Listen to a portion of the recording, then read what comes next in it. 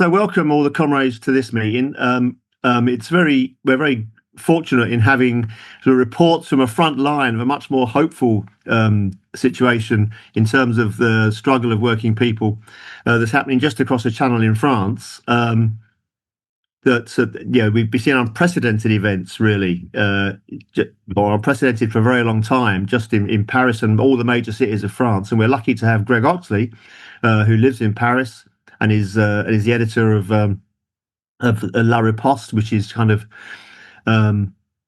very close in its ideas to Left Horizons. So I'll ask Greg to speak about the huge demonstrations and the strike wave that's occurred in Paris and in the rest of France. So over to you, Greg. Right. Well, it's true. France is going through a period of real social and political turmoil over the last weeks, over recent weeks. You could feel this situation building up actually over the summer, because in the late spring or early summer, there was a call put out on social media, either by an individual or a relatively unknown group, calling for a day of action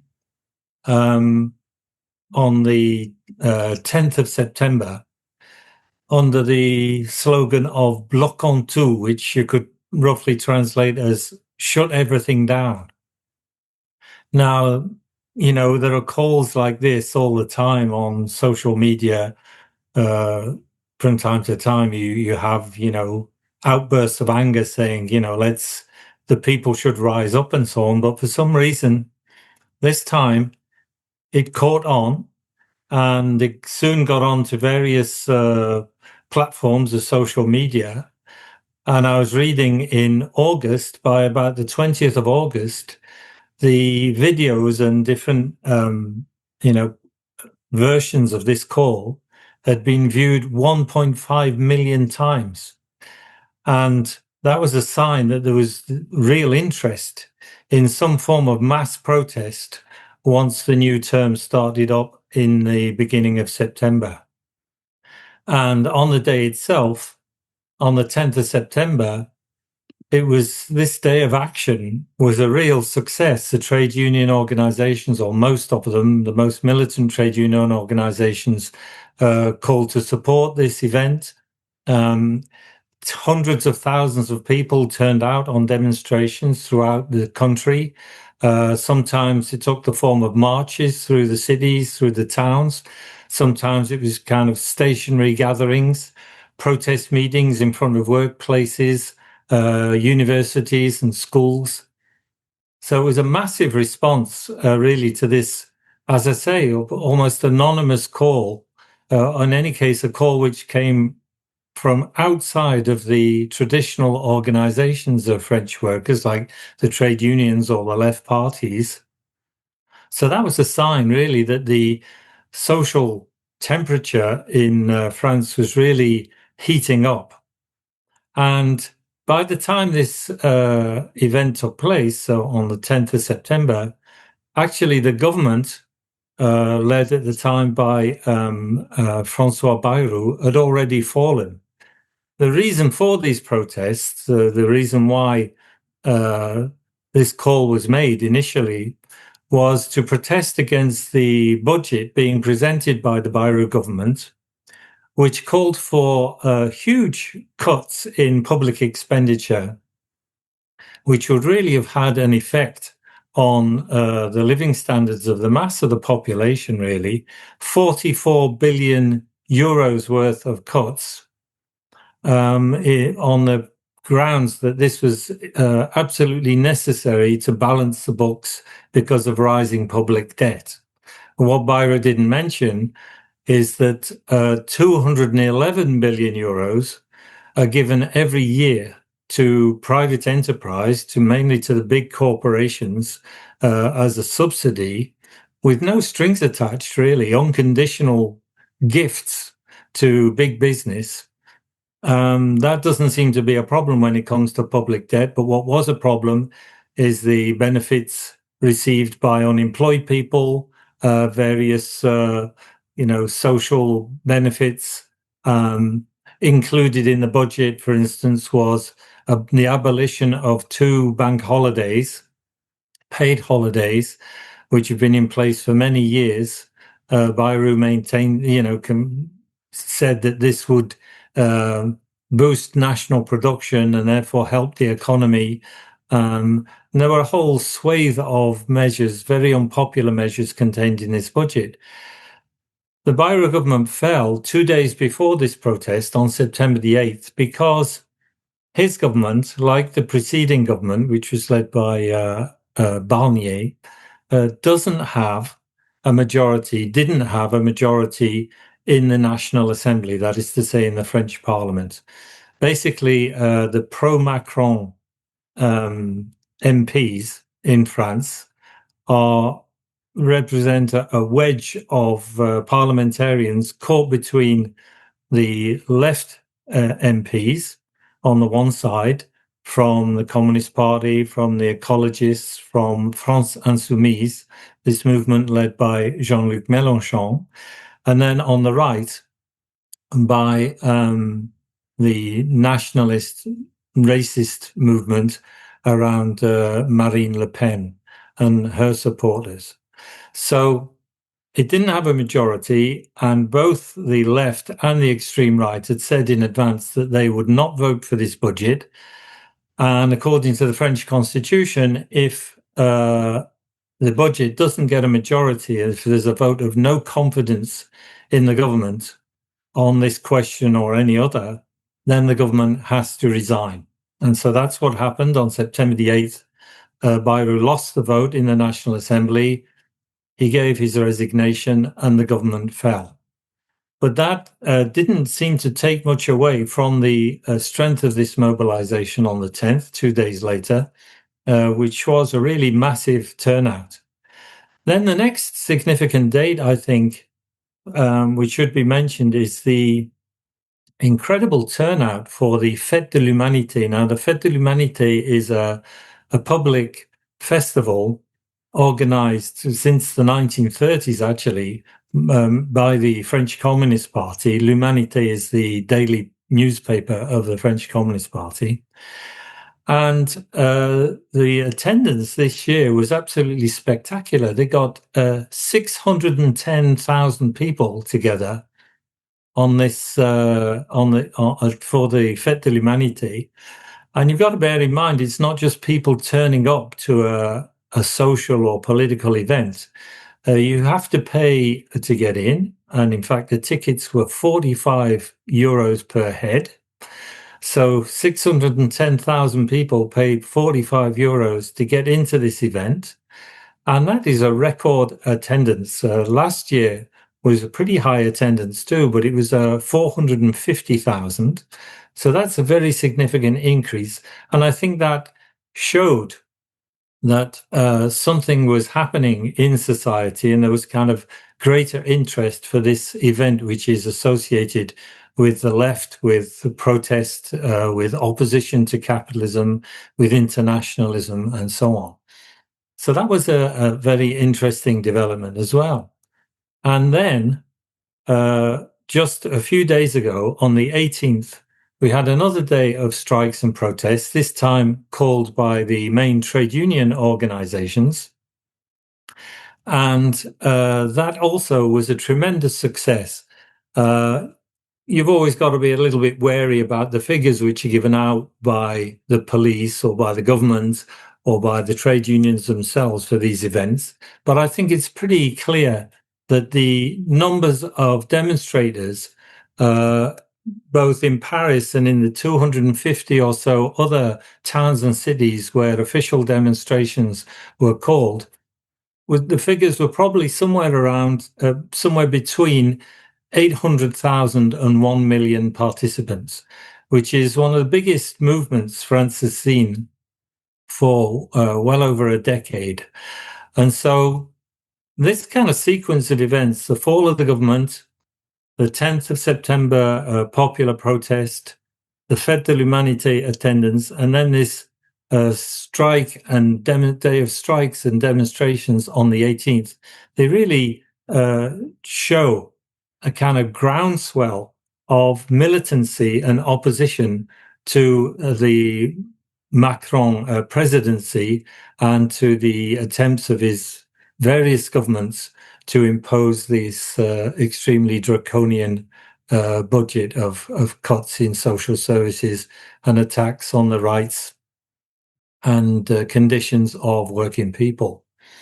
So that's what's happening on the one side. And, you know, in the past, governments would be quite sort of cynical about these kind of movements because we have had huge movements of protest and demonstrations in the past against the various attempts to reform the pension schemes and so on. And, you know, they haven't really achieved anything significant despite the scale of these movements. But the attitude of the governments has been in the past, well, let the trade unions march along the boulevards, let them wave their flags, blow their horns, chant their chants, express their discontent. And when they're fed up of marching around and the movement dies down, well, we'll just carry out the reform anyway.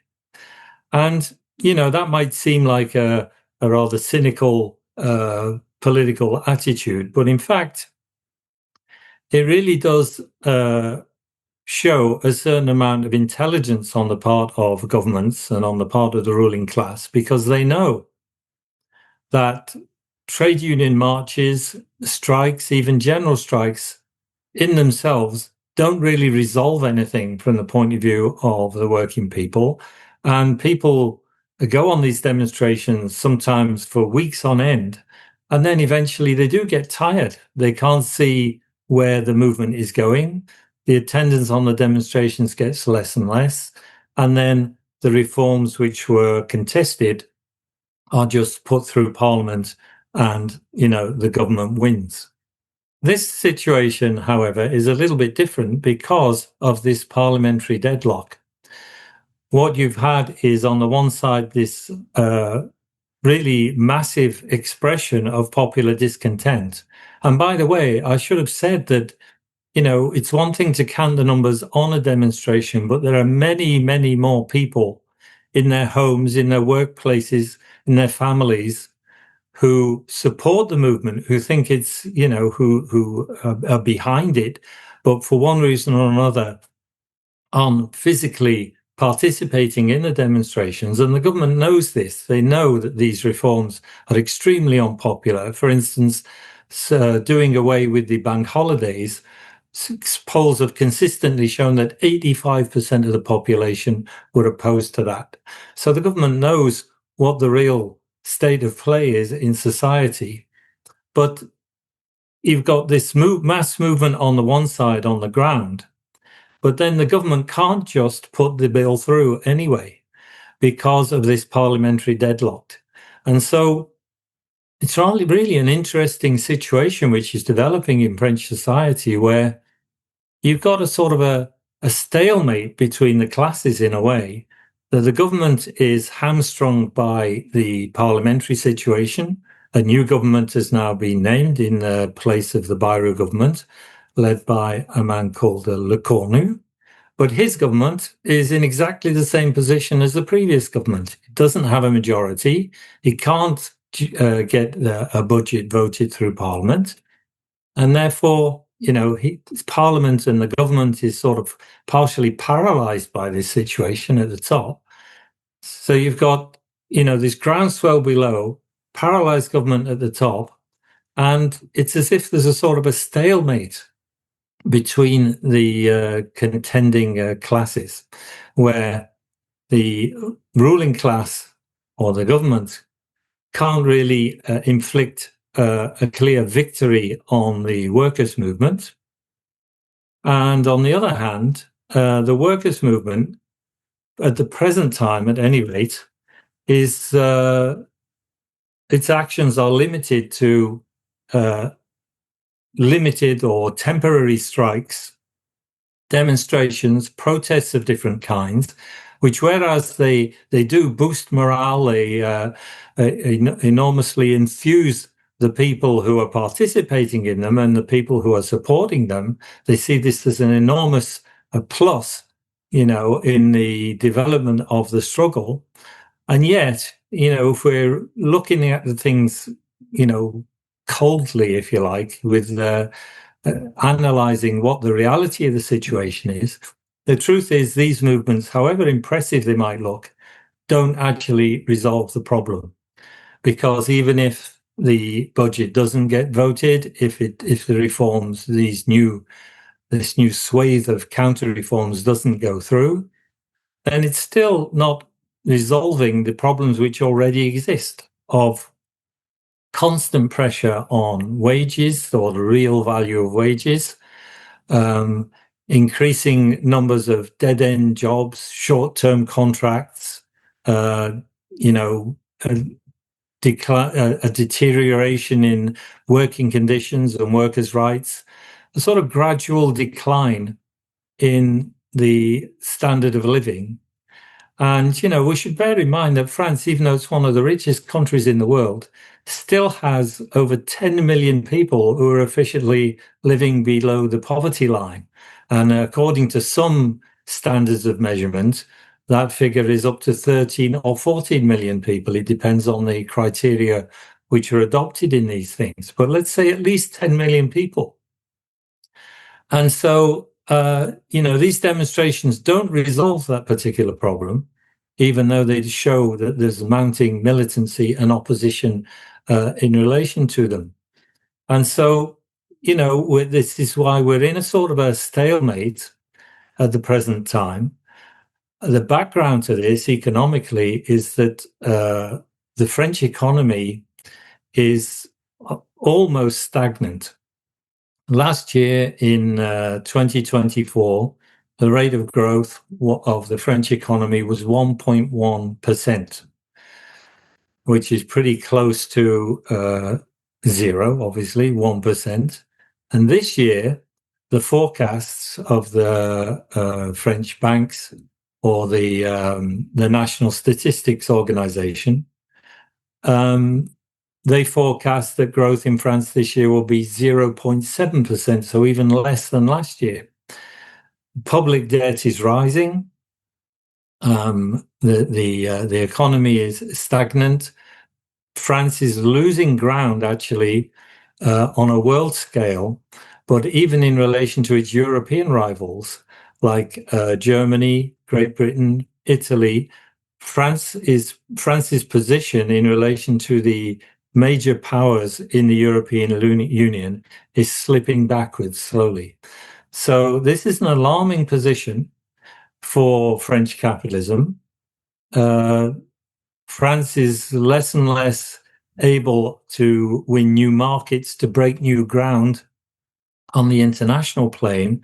And so the way they're trying to maintain and increase profitability is by trying to cut down the share of the wealth which goes to the working people in one form or another. That's the reason why there's this intense pressure for austerity, for driving back some of the social reforms and social conquests which were made by the labor movement in the past. So, even without this budget, things are getting worse and worse for the majority of the population in France, and therefore nothing really has been resolved. And so, what is the reason for this stalemate? Well, on the one side, we see that there's this parliamentary deadlock for the government, but there's also just the general relationship between what you might call the class forces in modern society. There's not, like in the past, a huge conservative peasantry like there used to be, for instance, in the 1930s, which could form the bedrock for some sort of mass fascist movement. We don't have that anymore in modern France. So the relationship of forces between the classes is not objectively very favorable to the ruling class. And on the other hand, you have the workers' movement whose scope of action is limited, I would say, by the shortcomings in the policy, the program, and the strategic aims of the labour movement. And I include in the labour movement the left parties, but also, of course, the trade unions. Now, what do I mean by that? If you listen to the representatives of France Insoumise, like Mélenchon, or the spokesman of the French Communist Party, and even more so of the Ecologists or the Socialist Party, they protest, quite rightly, about the injustices of capitalism. They demonstrate with facts, figures, and arguments, all kinds of statistics, how things are getting worse, how social inequality is growing, how the system is profoundly unjust, how sacrifices are being imposed on the poor, whereas the rich are getting these huge grants out of government funds. They put forward demands for higher wages, for linking wages to the cost of living, for higher public expenditure, for proper financing for the schools, for education, the educational system, for hospitals, looking after the poor, increasing retirement pensions, and so on and so forth. All of these measures, of course, are very positive and should be supported. But what's missing in their program is to give some idea of an alternative to the present system. If you like, what their program amounts to is complaining or denouncing the consequences of the present system, but not putting forward any sort of social project or any alternative to that system itself. So, what I would say would be a way of expressing that alternative is that if we accept, and many workers, not all of them, but many workers on these demonstrations and participating in these protests do have this point of view, they accept this point of view, that under the present system, all we can expect is the constant pressure on living standards, austerity, as it's called, constant undermining of all the things which made life more or less tolerable in the past. If that really is what capitalism means to people in the modern context, in the present context, then that begs the question: well, what is the alternative to capitalism? Now, I would express the problem in the following terms. The labour movement, to really convince people that they don't have to resign themselves to the present system and all of its consequences, needs to link the policies which they have for defending the reforms of the past, for putting forward demands which would improve the situation in hospitals, in schools, social security, housing, and so on. These demands need to be linked to a general program of taking serious measures to break the power, the hold of the capitalist class over the main pillars of the economy. And what that means, you can call it whatever: nationalization, socialization, collectivization, public ownership, whatever. All these terms really mean the same thing.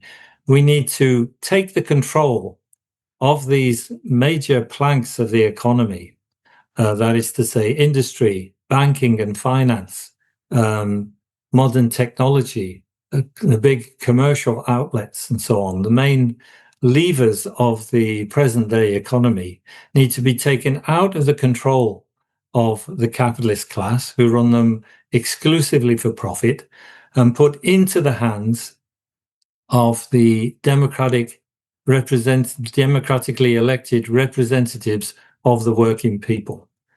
And therefore, we should have large-scale public ownership of these industries and the banks, all of these mainstays of the economy. And only on that basis could we really start to organize the production and the distribution of wealth, not according to greed, according to private profit, but for the well-being of the mass of the population. And I think that even if the left and the trade unions did put forward a program like that, it wouldn't appeal to everybody. Many people would think this is a bit far-fetched, this is maybe utopian, doesn't this mean chaos and so on? Not everybody would be convinced, but undoubtedly you would have hundreds of thousands of activists in the trade union and labour movement, among young people who've been very involved in these various protests, who would see that kind of program as a possible way forward, as a way of breaking the power of those people who are in control at the present time. And in that way, even though you'd have these protests that were taking place and, maybe not achieving something immediately, they would represent a step forward in the sense that we could convince wider and wider layers of what you might call the most advanced or class-conscious or militant layers of the workers' movement, or the movement of the workers and youth, of this program, and therefore start to rearm the labour movement with a real alternative to the capitalist system. And I think as long as that is not the case, then inevitably there'll be waves of protests like the present ones that are going on. There'll probably be more protests of the same kind organized in October. But, at a certain point, people will become disillusioned because, as I say, the basic problems are not being resolved by these methods. And I would add that this is a potentially very dangerous situation, because if you have a deadlock where neither the government nor the left opposition to the government can offer a solution to working people, then many of them, unfortunately, will turn to the extreme right, this xenophobic movements that play, populist movements as they call them, which play on people's fears and prejudices to try and build up support within society. And this process is already underway. I mean, the Rassemblement National, Le Pen's movement, already has a very significant wedge of the National Assembly. And, if the left do not provide a clear alternative and a clear solution to the problems which working people are facing, then they will be driven in larger and larger numbers, I fear, into the hands of the extreme right. And despite everything which is happening now, which is very encouraging, very, kind of positive from our standpoint in itself, then despite all these movements of the recent period, which in themselves are very, positive and boost our morale, then it can't be ruled out that in the next presidential elections, which are due in 2027, then it might be the extreme right which wins those elections. However, that will not be the end of the story, even if they do win, because if you imagine all the opposition, all the protest, the indignation felt by working people against what Macron is doing, what will it be like once we have the Rassemblement National in power, where you'll have this same sort of austerity, but mixed in with vicious racist policies, persecuting migrants to a greater degree than before, and really trying to use divide and rule tactics in society. That will in turn give rise to massive opposition. So it's not the end of the story by any means, but I do think that if the left remains limited to just calling for social reform without bringing the present social order into question, then at least initially that will benefit the extreme right. So that's basically the situation in France as I see it today. It's got some very positive aspects, but also some very foreboding, worrying aspects in the medium term. And, that is why we need to continue our efforts to reintroduce genuine socialist measures into the organized labor movement and beyond.